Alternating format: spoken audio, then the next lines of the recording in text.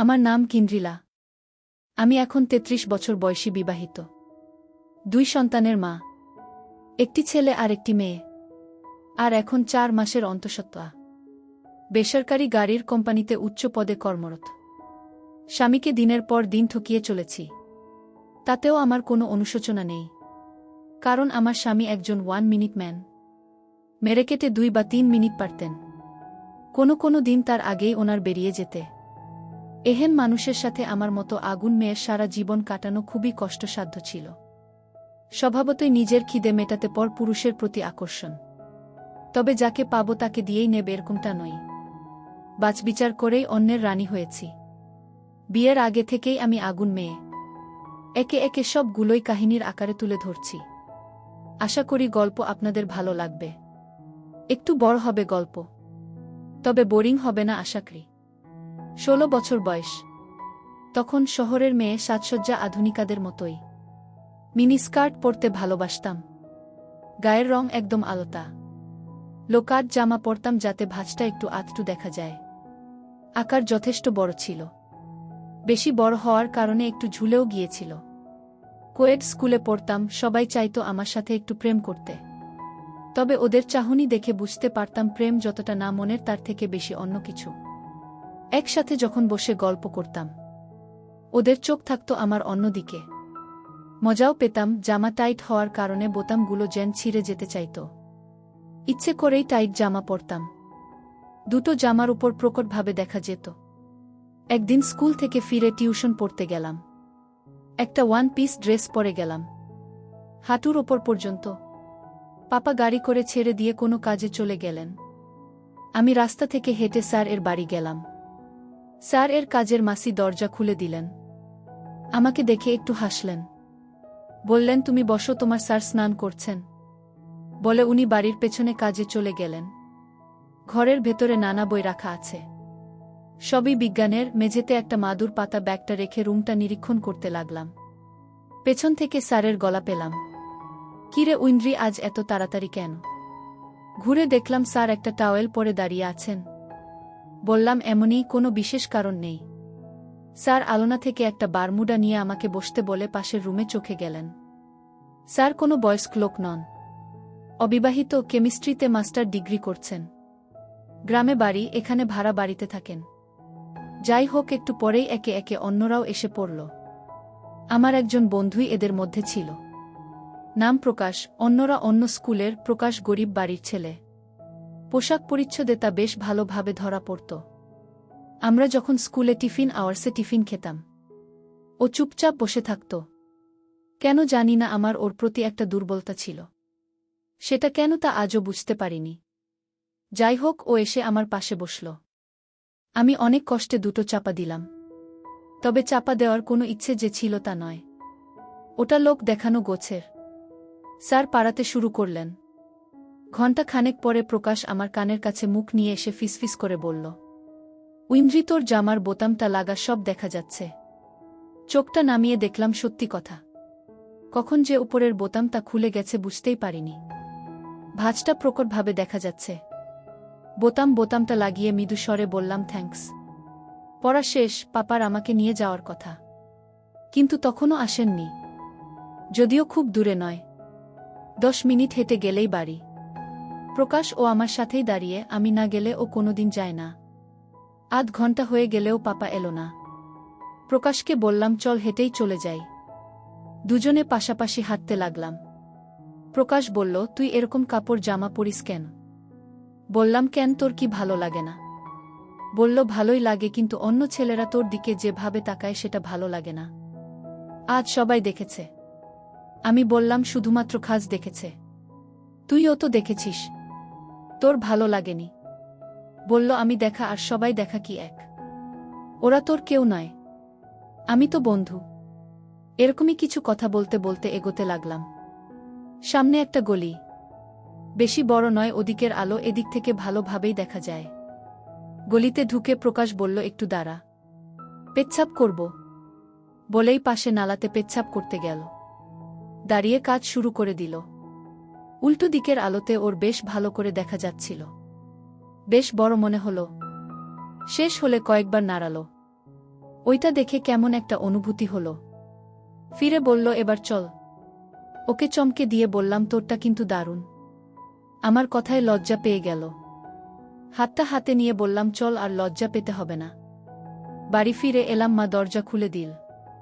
মাকে প্রকাশের পরিচয় দিলাম। মা প্রকাশকে ভেতরে বসতে বলে রান্নাঘরের দিকে চলে গেল। আমি প্রকাশকে বললাম, তুই বস, আমি জামাটা চেঞ্জ করে আসি। রুমে গিয়ে একটা পাতলা স্ট্র্যাপ দেওয়া জামা পরে এলাম। ভেতরে জামা পরলাম না। এসে প্রকাশের সামনের সোফাতে বসলাম। একটা পা আর একটা পায়ের উপর তুলে দিলাম। প্রকাশ আমার দেখতে পেল। হাতের মুদ্রাতে ইঙ্গিত করে বোঝালো, দারুণ। মা খাওয়ার দিয়ে গেল দুজনকে। খেতে খেতে প্রকাশকে বললাম, কেমন? বলল, ঢাকা। তাই কি করে বলবো? আমি তখন পা দুটো সরিয়ে দিলাম। ও হা করে দেখতে লাগল। মায়ের পায়ের আওয়াজ পেলাম। চট করে নিজেকে গুছিয়ে বসলাম। মা বলল যে পাশের বাড়িতে যাচ্ছে। পাপা এলে যেন দরজাটা খুলে দিই। মা চলে গেল। প্রকাশের হাত ধরে আমার রুমে নিয়ে এলাম। জিজ্ঞেস করলাম, এবার বল কেমন? ও বেশ চালাক ছেলে। বলল, দূর থেকে বুঝতে পারিনি। বুঝলাম ও আবার আমার দেখতে চাইছে। জানালার পর্দাগুলো ভালো করে টেনে দিলাম। বললাম, ভালো করে দেখে নে। কাছে এসে নামিয়ে দিল। ও বল, হাত দেব? আমি বললাম, দে। একটা ঠান্ডা স্রোত যেন মেরুদণ্ড বেয়ে নেমে গেল। বুকের ভেতর থেকে হৃৎপিণ্ড যেন বেরিয়ে আসবে। এভাবে প্রায় কাজ করিয়ে নিতাম। উচ্চ মাধ্যমিক পাস করলাম। বেশ ভালো নাম্বার নিয়ে অটোমোবাইল নিয়ে বিটেক ভর্তি হলাম তামিলনাড়ুর এক নামকরা কলেজে। ভুলে গেলাম প্রকাশের কথা। অনেক নতুন বন্ধু হয়েছে, যদিও কাউকে তখন সেভাবে বন্ধু করিনি। অনেকেই আমার মতো আগুনের সংস্পর্শে আসতে চায়, যদি একবার পায় তার চেষ্টা করে। কিন্তু সেরকম কাউকেই দেখিনি যাকে দেখে ভিজে যেতে পারে। দেখতে দেখতে 1 বছর কেটে গেল। 2টো সেমিস্টার শেষ। বাড়ি এলাম 1 মাসের জন্য। মা বলল, চল মামা বাড়ি। মামা অনেক করে ডেকেছে। মামা বাড়ি গ্রামে, বেশ দূর। ট্রেনে সময় লাগে 4 ঘন্টা। আর ট্রেন থেকে নেমে রিক্সাতে আরও প্রায় 20 মিনিট। অনেক দিন পরে মামা বাড়ি যাচ্ছি। পরনে নীল জিন্স আর কালো টি শার্ট, চোখে সানগ্লাস। নিজেকে আয়নাতে দেখে বুঝলাম বেশ সুন্দরী লাগছে। বিকেলে 5টা নাগাদ মামা বাড়ি পৌঁছলাম।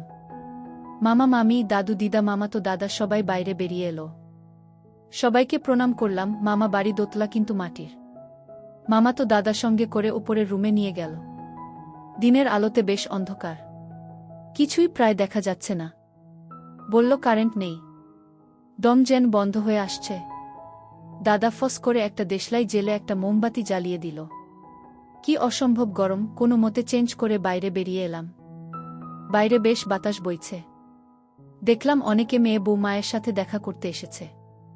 আমাকে সবাই দেখতে চায়। কাউকেই চিনি না। বিভিন্ন জন বিভিন্ন কমপ্লিমেন্ট দিতে লাগল। সবই শুনতে ভালো লাগল।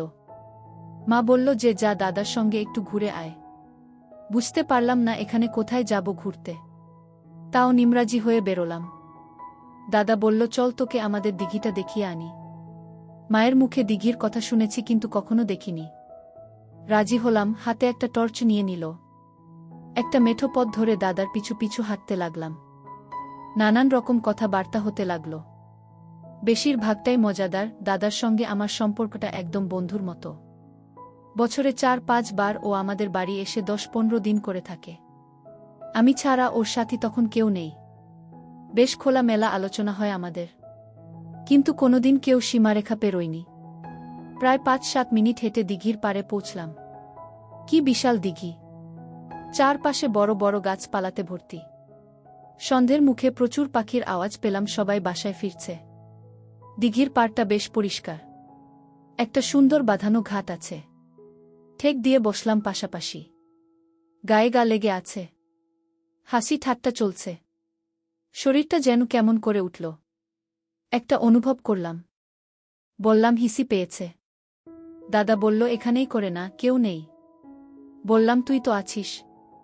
আমি তো তোর বন্ধু, আমি দেখলে ক্ষতি নেই। ওই দিকে গিয়ে সেরে নে। 2-3 পা এগিয়ে বসলাম। শিশি করে আওয়াজ হতে লাগল। শেষ করে দাদার দিকেই মুখ করে ওপর টেনে নিলাম। খেয়াল হলো দাদা এক দৃষ্টিতে তাকিয়ে আছে। কারণ জামাটা নামাতে ভুলে গেলাম। দাদা বলল, আর দেখাতে হবে না। লজ্জার ভান করে জামাটা গুছিয়ে দাদার মাথায় একটা হালকা চাটি মারলাম। তুই একটা অসভ্য, কেন দেখলি? বলল, তুই তো দেখলি, তা একটু কাছ থেকে ভালো করে দেখা না। ভীষণ লজ্জা পেয়ে বললাম, ধুর, আমার বুঝি লজ্জা লাগে না? আদপেও আমার কোনো লজ্জা লাগেনি। মনে হলো দাদার যদি ওখানে নিই তাহলে ক্ষতি কি।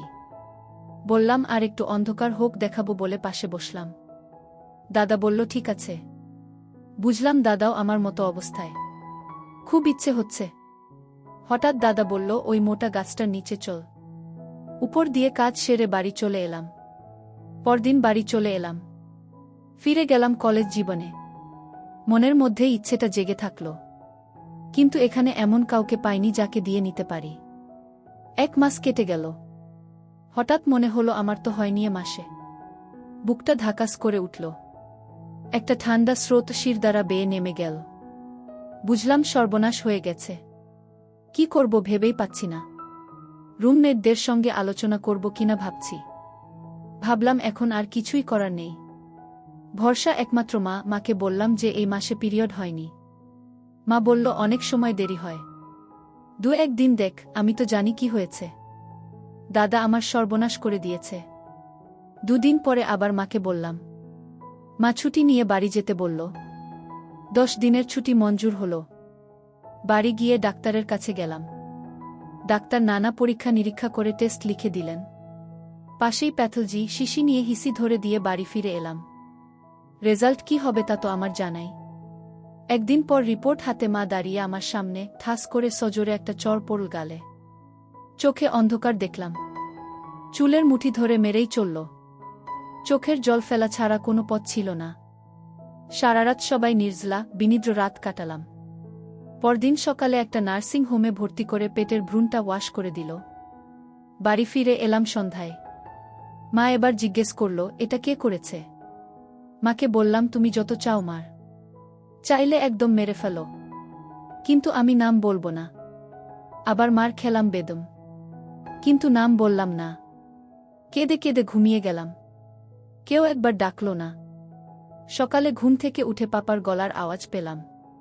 মাকে বলছে, আমি জানব আমি নিঃসন্তান, আমার কোনো মেয়ে নেই। আমি যেন ওর মুখ না দেখি আরগু। ভীষণ আঘাত পেলাম। আমার পাপা আমাকে এভাবে বলল, হয়তো একটা ভুল করেই ফেলেছি। কাউকে কিছু বললাম না। মুখ ধুয়ে কয়েকটা জামা কাপড় গুছিয়ে নিয়ে মোবাইলটা টেবিলের উপর রেখে মাকে বললাম, আমি হোস্টেলে ফিরে যাচ্ছি। মা কোনো কথাও বলল না আর বাধাও দিল না। সোজা স্টেশনে গিয়ে একটা জেনারেল কামরা টিকিট কেটে দুপুরের ট্রেনে চড়ে পড়লাম। টিটিকে অনুরোধ করে স্লিপাস ক্লাসে একটা বার্থ জোগাড় করে নিলাম। সাথে মাত্র 15-20 হাজার টাকা আছে। এতে কিভাবে চলবে? যদিও কলেজ ফি হোস্টেল ফি দেওয়া আছে, তাও এই টাকায় কিছুই হবে না। পাপা তো আর টাকা দেবে না। ভাবতে পারছিলাম না আর। ট্রেনে কিছুই খেলাম না। পরদিন হোস্টেলে পৌঁছে গেলাম। রাত্রিতে মেসে খেয়ে দিয়ে ঘুমিয়ে পড়লাম। কিন্তু মাঝ রাত্রিতে ঘুমটা ভেঙে গেল। চারিদিকে নিস্তব্ধ।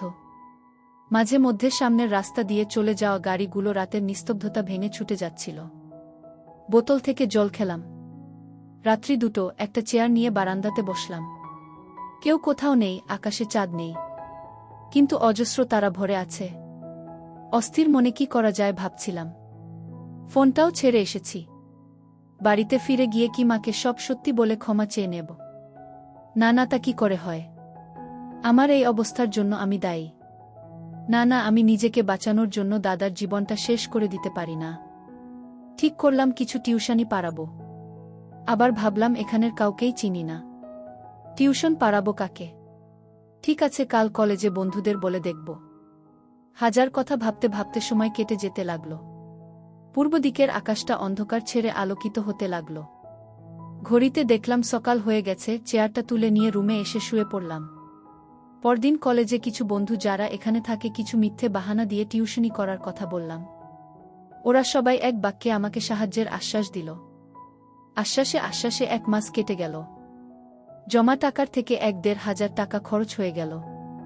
1 মাস হয়ে গেলেও বাড়ি থেকে মা বা পাপা কেউই খোঁজ নিল না। অভিমানে চোখে জল ভরে এলো। এ ভুল কি শুধু আমি একাই করেছি পৃথিবীতে? রুমাল দিয়ে চোখটা মুছলাম। রোহিত বলে একটি বন্ধু কাছে এসে ভাঙা ভাঙা হিন্দিতে বলল যে তোর জন্য একটা সুখবর আছে। বললাম তাড়াতাড়ি বল। ও বলল যে একটা বাড়িতে 5টা বাচ্চাকে পাড়াতে হবে, সব 5, 6, 7 ক্লাসের। মাসে 3,000 টাকা দেবে। মাত্র 3,000। আমার সব থেকে কম টিউশন ফি ছিল 4,000। ভাবলাম যা পাওয়া যায় তাই ভালো, নিজের খরচ কিছুটা তো উঠবে। রাজি হয়ে গেলাম সপ্তাহে 3 দিন। এদিকে নানান চিন্তা আর খাওয়া দাওয়ার অবহেলার কারণে শরীর ভাঙতে শুরু করল। সেটা কাছের বন্ধুদের নজর এড়াল না। রোহিতকে বললাম ঘটনাটা। শুনে কিছু না বলে চলে গেল। ভাবলাম আরেকজন কাছের কেউ দূরে সরে গেল। পরের দিন ক্লাসে গিয়ে পেছনে বসলাম। রোহিত এসে পাশে বসল, ব্যাগ থেকে একটা ফোনে বের করে দিল। নতুন নয়, ব্যবহৃত। চোখে জল চলে এলো, যেটা রোহিতের চোখ এড়াল না। একটা রুমাল বাড়িয়ে দিল। চোখটা মুছে স্বাভাবিক হলাম। আরও 1 মাস চলে গেল। টিউশন পড়িয়ে প্রথম টাকা ইনকাম করলাম, বুকটা গর্বে ফুলে উঠল। রথিতকে নিয়ে রেস্টুরেন্টে গেলাম। মনের মতো করে খাওয়ার অর্ডার দিলাম। কতদিন টাকার অভাবে ভালো কিছু খাইনি। ভাবলাম পরের মাস থেকে টাকা জমাবো। দুজনে নানান গল্প করতে করতে খেলাম। খাওয়া শেষে করে বিল নিয়ে দেখলাম 9 টাকা। মনে হল বেশি খরচ হয়ে গেল। পার্স খুলে টাকা বের করে দিতে গেলাম। রোহিত হাত ধরে বাধা দিয়ে বলল, আজকে ট্রিটটা আমার তরফে। এখন তোর ট্রিটটা জমা থাকলো, পরে একদিন হবে। বুঝলাম রোহিত আমার সমস্যাটা বুঝেছে। দেখতে দেখতে 3rd ইয়ার সেমিস্টার পরীক্ষা এসে গেল। 2,075 টাকা ফি জমা দিলাম। কাছে এখন যা টাকা আছে তাতে খাওয়ার সমস্যা নেই। কিন্তু 3rd ইয়ার এর এডমিশন ফি, হোস্টেল ফি কিভাবে পাব? এত সামান্য টাকার ব্যাপার নয়। আবার মাথাটা ভারী হতে লাগল। রোহিতের চোখ এড়াল না। বলতেই হলো। হা হা করে হেসে উঠে বলল, ওটার এখনো অনেক দেরি। সব ব্যবস্থা হয়ে যাবে, আগে এই ইয়ার পাস কর। তাও মনটা ভারাক্রান্ত হয়ে থাকল। 6 মাস হয়ে গেল, কেউ খোঁজ নিল না। তাহলে সত্যি কি আমি মা বাবার চোখে মৃত? 2 চোখ বেয়ে জল পড়তে লাগল। পরীক্ষা শেষ, সবাই বাড়ির পথে। শুধু আমি সারা 1 মাস কলেজ বন্ধ থাকবে। রোহিতও আসবে না। আমি তাহলে কোথায় যাব? কিছু আজ চলে যাবে, কিছু কাল। হোস্টেল ফাঁকা হয়ে যাবে। রোহিত সন্ধে বেলা এলো, বলল ব্যাগ গুছিয়ে ফেল। অবাক হলাম, ব্যাগ কেন গোছাব? কোথায় যাব? তাহলে কি তাকে নিয়ে যেতে পাপা এসেছে? ছুটে বাইরে বেরিয়ে এলাম একরাশ আশা নিয়ে, কিন্তু না, রুমে ফিরে গেলাম হতাশা নিয়ে। রোহিত বলল ওর মাকে ও সব বলেছে। ওর মা আমাকে ওদের বাড়ি নিয়ে যেতে বলেছে। বললাম আজ নয়, কাল বিকেলে যাব। মনের মধ্যে একটা ক্ষীণ আশা যে হয়তো পাপা কাল আসবে। আমি না থাকলে খুঁজবে কোথায়? কিন্তু না, আমি খুব ভুল। আমার এবার সন্দেহ হলো যে আমি ওদের মেয়ে তো নাকি কোনো অনাথ আশ্রম থেকে দত্তক নেওয়া বেওয়ারিশ মেয়ে। আর ভাবলাম না, পরদিন বিকেলে রোহিতের সাথে ওদের বাড়ি গেলাম। অপরিচিত ফ্যামিলি হলেও আমার ভয়ের কারণ নেই, কারণ সব থেকে বড় ক্ষতি আমি নিজেই করে নিয়েছি। আর ও আমার বিপদের একমাত্র সাথী। একে আমি কোনোভাবেই হারাতে রাজি নই। রোহিতের মায়ের সাথে আলাপ হলো। রোহিতের মা বাবা কেউ ভালোভাবে হিন্দি বলতে পারেন না। ভাঙা ভাঙা হিন্দিতে কথাবার্তা চলতে থাকল। আমি ওনাকে আত্মাই বলতাম, আত্মাই মনে কাকিমা, তামিলে মামা মনে কাকু। বেশ ভালোই কাটতে লাগলো দিনগুলো। কাকিমার কাছে অনেক রকম রান্না শিখলাম। 2-1 বার রান্না করে খাওয়ালাম। কাকু কাকিমা মাথায় হাত বুলিয়ে অনেক আদরও করলেন। রোহিতের সাথে বেশ ফ্রিভাবে মিশে গেলাম। মামা মনে কাকুকে বললাম একটা যদি শিক্ষা লোন করে দেন। কাকু ব্যাংকের ম্যানেজার।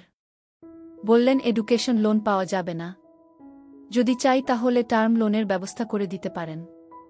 তাতেই রাজি হলাম। 3rd ইয়ারের সেমিস্টারের সময় করে দেবেন। রোহিতকে বললাম আরও কয়েকটা টিউশন জোগাড় করে দিতে, না হলে লোন শোধ দেব কিভাবে। রোহিত যথারীতি আশ্বাস দিল। 1 মাস দেখতে দেখতে কেটে গেল। সময়টা খুব মজা করে কাটালাম রোহিতের সাথে। কোনো রকম অসভ্যতাও করেনি। মনে মনে রোহিতকে ভালোবেসে ফেললাম। সুযোগ পেলেও এড়িয়ে গেছে। ওকে না দেখতে পেল মনটা ছটপট করত। সব কিছুতেই ওকে খোঁজার চেষ্টা করতাম। মানে শয়নে স্বপনে জাগরণে শুধুমাত্র রোহিত আর রোহিত। ক্লাসের পর ঘন্টা দুজনে নিরিবিলিতে কাটাতাম। ও আমার কোলে মাথা দিয়ে শুয়ে থাকত, আমি মাথার চুলে বিলি কাটাতাম। ইচ্ছে করে ওর দিকে ঝুঁকে পড়তাম, কিন্তু অতি ভদ্রতার খাতিরে ও কিছু করত না। বুঝলাম যা করার আমাকেই করতে হবে। এখন তো জেনেই গেছি না হওয়ার ফর্মুলা। ইচ্ছে করেই ওকে দিয়ে ওষুধ কেনালাম। বললাম আমার সমস্যা, তাই এটা খেতে হয়। এটা অবশ্য এর প্রেসক্রিপশন অনুযায়ী। কিনে এনে দিল। দেখতে দেখতে সেকেন্ড ইয়ারের পরীক্ষা শেষ হল। যথারীতি রোহিতের বাড়ি গেলাম। রোহিতের মা বাবা বেশ, বাড়ির কথা ভুলেই গেলাম। ছুটির দিনে দুপুরে সবাই একসাথে খেতে বসেছি। কাকু বেশ কিছু মজাদার ঘটনা শোনালেন। রোহিতের ছোট বয়সের। রোহিত ভীষণ লজ্জা পেয়ে গেল। হঠাৎ আমার ফোনটা বেজে উঠল। কে আবার আমাকে ফোন করল? যারা করে তারা সবাই এখানে। কোনো বন্ধু হবে হয়তো। বাম হাতে ফোনটা নিয়ে চমকে উঠলাম। হৃদয় বিদীর্ণ করে দেওয়া একটা কান্না গলার কাছে আটকে গেল। কোনো নাম নেই, শুধু নাম্বার। কিন্তু এটা আমার চেনা, এটা মায়ের নাম্বার। হ্যালো, কে? ওপাশ থেকে আওয়াজ এলো, তিতলি, আমি মা। আমার মা বাবা আমাকে এই নামেই ডাকত। মা, কাকে চাইছেন আপনি? তুই কি তোর মা পাপাকে ভুলে গেছিস? বললাম, সেটা তোমার ভালোই বলতে পারবে কে কাকে ভুলে গেছে। বলল, কেমন আছিস মা? আর কান্নাটা চেপে রাখতে পারলাম না। হাউমাউ করে কেঁদে ফেললাম। কাকু কাকিমা রোহিত আমার আর মায়ের কথোপকথন বুঝতে না পারলেও কান্নার ভাষা বুঝতে অসুবিধে হল না। সবাই উঠে ছুটে এলেন আমার কাছে। মায়ের থেকে পাপা ফোনটা নিয়ে বলল, তোর কি পাপাকে একবার দেখতেও ইচ্ছে করে না? পাপার কথাগুলো স্মরণ করিয়ে বললাম। এতদিন পরে হঠাৎ কেন মনে পড়ল বেঁচে আছি কিনা যাচাই করতে। পাপা, আমি কি পৃথিবীর একমাত্র মেয়ে যে এই ভুলটা করেছে? চলে আসার পরে একবারও মনে হয়নি এই অচেনা পৃথিবীতে, অচেনা অজানা পৃথিবীতে আমার কি হবে? খোঁজও নাওনি তোমার, তাহলে আজ কেন? আমি এখন যাব না। কাকু আমার হাত থেকে ফোনটা নিয়ে পাপার সাথে ইংরেজি হিন্দি মিশিয়ে কথা বলতে লাগলেন। নিজের পরিচয় দিলেন, শেষে বললেন আমাকে বুঝিয়ে সামনের সপ্তাহে পাঠিয়ে দেবেন। আরও টুকিটাকি কথাবার্তা সেরে ফোনটা ছেড়ে দিলেন। দাঁড়িয়ে দাঁড়িয়ে কাঁদতে থাকলাম। কাকিমা মাথায় হাত বুলিয়ে খেতে বসলেন, কিন্তু খেতে পারলাম না। উঠে হাত ধুয়ে শুয়ে শুয়ে অনেকক্ষণ কাঁদলাম। কখন ঘুমিয়ে পড়েছিলাম মনে নেই। কাকিমার ডাকে ঘুম ভাঙল। বলল, কাকুর সাথে সবাই বেড়াতে যাচ্ছে, আমাকেও সঙ্গে নিতে চায়। কিন্তু বেড়ানোর মুড ছিল না। কাকিমাকে বুঝিয়েও বলতে উনি চলে গেলেন কাকুর সাথে, রোহিত গেল না। আমাকে একা ছেড়ে যেতে চাইল না। তাই কাকু কাকিমা দুজনে চলে গেলেন। বালিশে মুখ গুজে শুয়ে থাকলাম। হঠাৎ মাথায় হাতের স্পর্শ। রোহিত মাথায় হাত বুলিয়ে দিচ্ছে। রোহিতের বুকে কেঁদে ফেললাম। রোহিত কাছে এসে আমাকে মাথায় হাত বোলাতে বোলাতে সান্ত্বনা দিতে লাগল। কান্না কিছুটা কমল। দুজনে উঠে পড়লাম। একটা মোটা টাওয়েল নিয়ে এসে বিছানায় পেতে দিলাম। কিন্তু কেন জানি না মনে হলো এটা সাজানো ভালোবাসা। দুদিন পরে বুঝলাম আমি ঠিক। আমার বিয়ের ঠিক করা হয়েছে। গ্রামের ছেলে, দেখতে শুনতে ভালো, স্নাতক, চাকরি পায়নি। বাবার একটি বড় ব্যবসা হার্ডওয়্যার এর। ছেলে এসেছে আমাকে দেখতে। দেখে ওদের পছন্দ হলো। আমি মুখ তুলেও ছেলেকে দেখলাম না। মা জানতে চাইল আমি রাজি কিনা। বললাম, আগে আমি পড়া শেষ করব, তারপর বিয়ে করব। তাতেই রাজি ছেলে। ওরা চলে গেলে মায়ের সঙ্গে ভীষণ ঝগড়া হলো। পরের দিনই চলে এলাম এখানে। 3 দিন বাকি কলেজ খুলতে। রোহিতের বাড়িতে গেলাম। পড়া শেষে হলো একটা গাড়ির কোম্পানিতে চাকরি পেলাম। 7 লাখ টাকার প্যাকেজ। যে কোম্পানিতে আমি আজও আছি। বেশ ভালো পদে, ভালো বেতনে। রোহিত বিদেশ চলে গেল। যোগাযোগ বিচ্ছিন্ন হয়ে গেল। আর আমি ফিরে এলাম বাড়িতে। কথা অনুযায়ী বিয়ে করতে হলো। ইচ্ছে না থাকলেও করলাম। মনে মনে অপেক্ষা করতে লাগলাম। রাত্রি প্রায় 2টোর পর সবাই চলে যেতে আমার স্বামী ঘরে ঢুকল। আমার কোনো লাজও নেই, লজ্জাও নেই।